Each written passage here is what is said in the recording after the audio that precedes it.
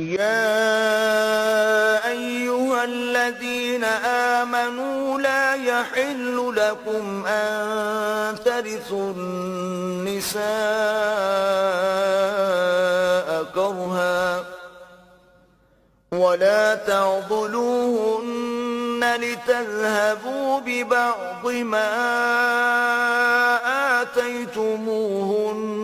إلا أن يأتين بفاحشة مبينة وعاشروهن بالمعروف فإن كرهتموهن فعسى أن تكرهوا شيئا ويجعل الله فيه خيرا كثيرا.